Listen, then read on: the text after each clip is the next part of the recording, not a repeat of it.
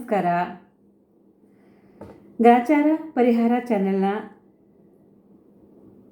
ವಾರ ಭವಿಷ್ಯ ಕಾರ್ಯಕ್ರಮಕ್ಕೆ ಸ್ವಾಗತ. ಈಗ ವೃಷಭ ರಾಶಿಯವರಿಗೆ ಈ ವಾರ ಹೇಗಿದೆ ಅಂತ ನೋಡೋಣ ಬನ್ನಿ.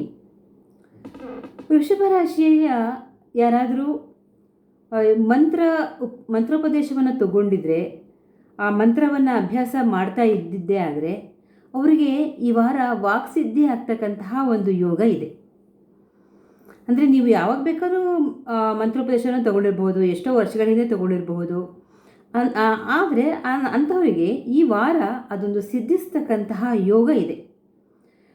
ಇದು ಅತ್ಯಂತ ಒಂದು ಒಳ್ಳೆಯ ಸುದ್ದಿ ವೃಷಭ ರಾಶಿಯವರಿಗೆ ಅಂತ ಹೇಳ್ಬೋದು.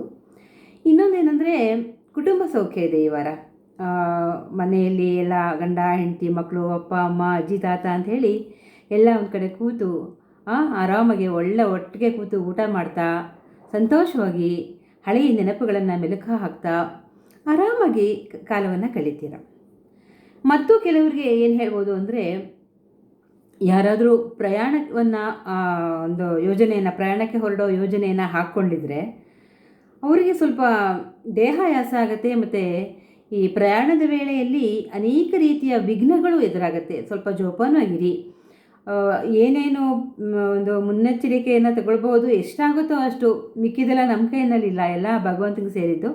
ಆದರೂ ಸಹ ಒಂದು ಮುನ್ನೆಚ್ಚರಿಕೆಯನ್ನು ಇಟ್ಟುಕೊಂಡು ಏನೇನು ವಿಘ್ನಗಳು ಬರ್ಬೋದು, ನಾವು ಪ್ರಯಾಣ ಮಾಡಬೇಕಾದ್ರೆ ನಮಗೇನಾದರೂ ಸ್ವಲ್ಪ ಹೊಟ್ಟೆ ನೋವು ಬರ್ಬೋದು, ತಲೆಸುತ್ತು ಬರ್ಬೋದು, ಅಥವಾ ಆಕ್ಸಿಡೆಂಟ್ಗಳಾಗಬಹುದು, ಅಥವಾ ಕಾರ್ ಎಲ್ಲರೂ ಕೆಟ್ಟು ನಿಂತ್ಬೋದು, ಟೈರ್ ಪಂಚರ್ ಹೀಗೆ ಏನಾದರೂ ಒಂದು ವಿಘ್ನಗಳು ನಮ್ಮ ಮುಂದೆ ದಿಢೀರಂತ ಬಂದುಬಿಡತ್ತೆ.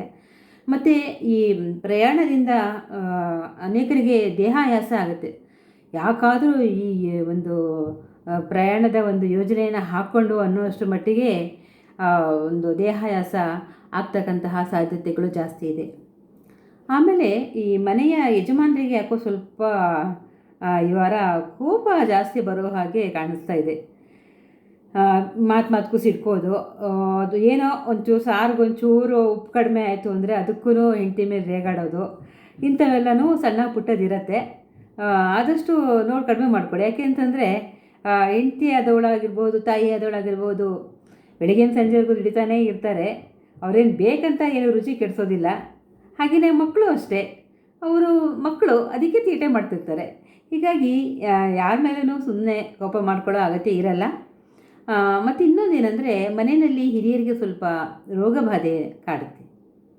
ಇನ್ನು ವ್ಯಾಪಾರಿಗಳಿಗೆ ಧನ ಲಾಭ ಇದೆ.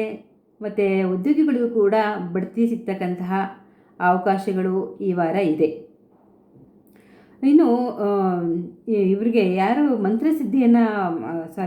ಮಂತ್ರವನ್ನು ಉಪದೇಶ ತಗೊಂಡಿರ್ತಕ್ಕಂಥವ್ರಿಗೆ ಹೇಗೆ ಅವ್ರಿಗೆ ವಾಕ್ಸಿದ್ಧಿ ಆಗುತ್ತೋ ಹಾಗೆಯೇ ಇನ್ನು ಕೆಲವರಿಗೆ, ಅಂದರೆ ಆಧ್ಯಾತ್ಮಿಕ ಒಂದು ಮಾರ್ಗದಲ್ಲಿ ಇರ್ತಕ್ಕಂಥವ್ರಿಗೆ ಅವರ ಇಷ್ಟ ಸಿದ್ಧಿ ಆಗ್ತಕ್ಕಂಥದ್ದು, ಅಂದರೆ ಇಷ್ಟ ದೇವತೆಯ ಒಂದು ವರದಾನ ಸಿಗ್ತಕ್ಕಂಥದ್ದು, ಇಂಥವೆಲ್ಲನೂ ಕೂಡ ಈ ವಾರ ಆಗ್ತಕ್ಕಂತಹ ಒಂದು ಸಾಧ್ಯತೆಗಳು ಇವೆ.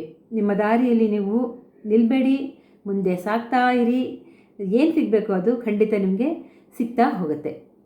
ಇನ್ನು ಸಂಕಷ್ಟಗಳನ್ನಾದರೂ ಇದ್ದಲ್ಲಿ ಅದಕ್ಕೆ ಪರಿಹಾರವಾಗಿ ಏನು ಮಾಡ್ಬೋದು ಅಂತಂದರೆ, ಏನು ಹೇಳ್ತಾರೆ, ಸರ್ವದೇವ ನಮಸ್ಕಾರ ಕೇಶವಂ ಪ್ರತಿ ಗಚ್ಚತಿ ಅಂತ ಹೇಳ್ತಾರಲ್ಲ, ಹಾಗೆ ವಿಷ್ಣು ಸಹಸ್ರನಾಮವನ್ನು ಹೇಳ್ಕೊಳ್ಳಿ. ಇದು ಮನೆಯಲ್ಲಿ ಇರ್ತಕ್ಕಂತಹ ವಯಸ್ಸಾದವರಿರ್ಬೋದು, ಮಕ್ಕಳಿರ್ಬೋದು, ಅಥವಾ ನಿಮಗೇ ಇರ್ಬೋದು, ಅನಾರೋಗ್ಯಗಳು ಕಾಡ್ತಿದ್ದಲ್ಲಿ ಸಾಕಷ್ಟು ಒಂದು ಹತೋಟಿಗೆ ಬರ್ತಕ್ಕಂತಹ, ನಿವಾರಣೆ ಆಗ್ತಕ್ಕಂತಹ ಸಾಧ್ಯತೆಗಳು ಜಾಸ್ತಿ ಇರುತ್ತೆ. ಹೀಗಾಗಿ ವಿಷ್ಣು ಸಹಸ್ರನಾಮವನ್ನು ಕೇಳಿ ಅನಾರೋಗ್ಯ ಇದ್ದರೆ ಸರಿಪಡಿಸ್ಕೊಳ್ಳಿ, ಆರೋಗ್ಯವನ್ನು ಹೆಚ್ಚಿಸ್ಕೊಳ್ಳಿ ಅಂತ ಹೇಳ್ತಾ ಎಲ್ಲರಿಗೂ ಶುಭವಾಗಲಿ.